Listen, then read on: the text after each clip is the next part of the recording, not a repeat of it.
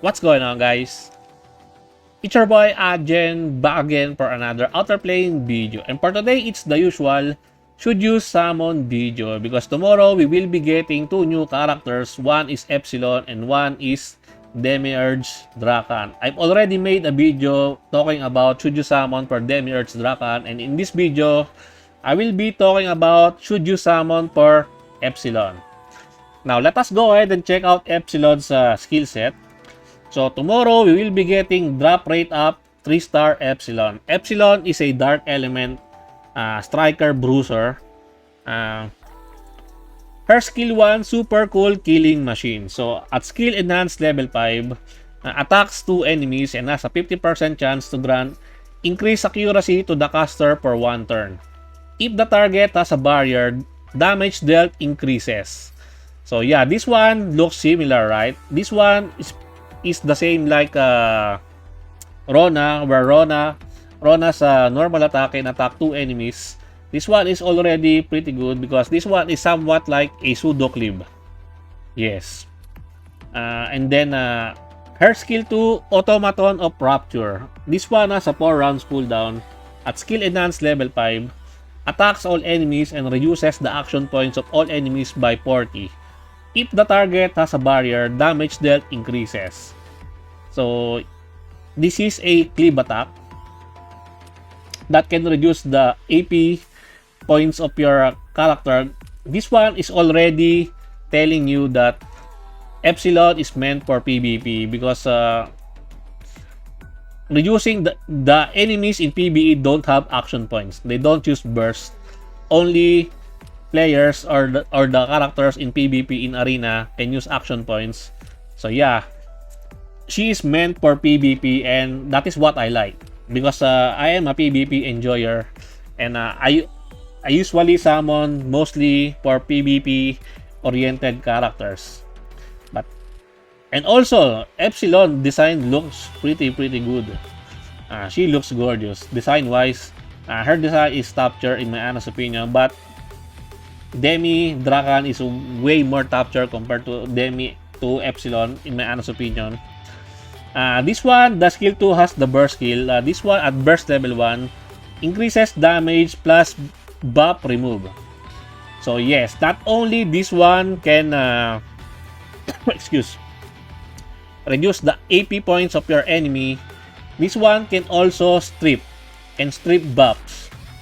This one already is looking pretty good for Epsilon. I don't know if you can already have a burst skill level 1 at the start of the battle. We will see later on if she can already have enough action points at the start. At burst level 2, another plus buff remove. So she can strip 2 buffs. She can strip those 2 annoying buffs of 6-star D Stella, which is the barrier, and the immunity buff from the immunity set. If you have her at no, everyone should have her if you can get 1 copy of her because the burst level 1, burst level 2 can be gotten from 3-star. The burst level 3 is only unlockable if you have her at 5-star. Changes to enhanced skill, increases damage and then heals 20%. So not only it will increase the damage, she can also have some is this a self-sustained heal? I'm not sure if this is a single target heal for herself. It's pretty vague in my honest opinion, but it is what it is. And then we have here the skill 3, the world is ours. At skill enhanced level 5, attacks all enemies. After attacking, grants invulnerability to the caster for 1 turn. And recovers the action points of the caster by 35 for each target damage. If the target has a barrier, damage dealt increases. Since she is a striker, she probably can hit really hard. Especially, I don't know how much damage increase she will deal if the target has a barrier. If you have 6-star D Stella is pretty common in our server. So yeah, she will deal lots of damage to those enemies because they have the preemptive barrier from 6-star D Stella. And she's probably also a counter to Demiurge Drakan because Demiurge Drakan provides barrier to her teammates via the skill 2 of Demiurge Drakan. This one is also really good because she will gain invulnerability for 1 turn. The problem is that the invulnerability buff can still be stripped. That is the problem for this one. But the thing with Epsilon is that you use her S3 and then you will gain some invulnerability buff, right? And then she will recover some action points by 140. I think that is already enough for you to gain burst skill at the next turn. So skill 3 and then wait for 1 turn and then at S2, burst S2. That is how you will probably be using Epsilon, the optimal way to use her. This is good because usually some characters, it's hard to decide whether to use the skill 2 or skill 3, right? But this time, it's and since she has some form of survivability, she can survive more than 1 turn. She can take the turn 2 and she can activate the burst skill, which can remove some buffs. Epsilon looks really good. Skill wise, her skill set looks really good, and I think not really a mass summon, but she will be a thing in RTA. That is what I am thinking. That is what my assessment of her by reading her skill set here. But first we have here the chain and unique passive. The chain effect grants spine weakness to all allies for 2 turns. Not really that matter because you will not be using Epsilon in PvE. She's mostly be used in PvP. Her exclusive equipment, K-Size Per Core. This one has accuracy to light plus 30. And then when hit by an attack that targets all enemies, increases priority of the caster by 50%, only once per turn.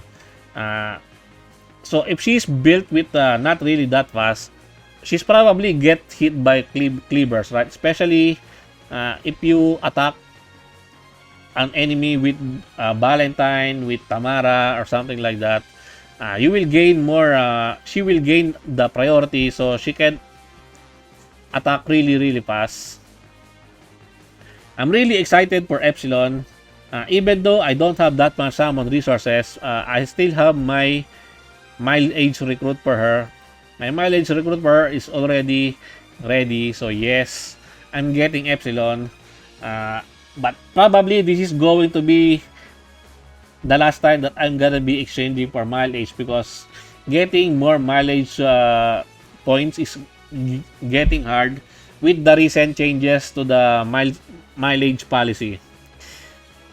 Now, the question is, should you summon for Epsilon? I think getting 1 copy of her is already good enough. You really don't need to chase her dupes because you can farm her shards in the side story quests. But yeah, she looks really good in PvP. If you are a player that enjoys PvP in this game, or a PvP enjoyer, then yeah, you should be summoning for PvP oriented characters like Epsilon. But if you don't care about PvP, then you might just skip her. I don't think she is a meta changing character with regards to PvP, but she seems fun to use. And that is why one of the reasons why I'm summoning for her. She looks good, she looks fun to use in PvP, and yeah, she is PvP oriented, and I need more characters for PvP oriented because of the upcoming RTA in December. Well, to everyone, we're going to be summoning for Epsilon tomorrow. I wish you good luck. And may all Epsilon wanters becomes Epsilon havers. And I think that's it for me for today, guys. I hope you enjoyed this video. Please leave a like and subscribe. I would really appreciate it if you could help me grow my channel more. And thank you to everyone who are supporting my channel. I appreciate every one of you. Until next time, peace.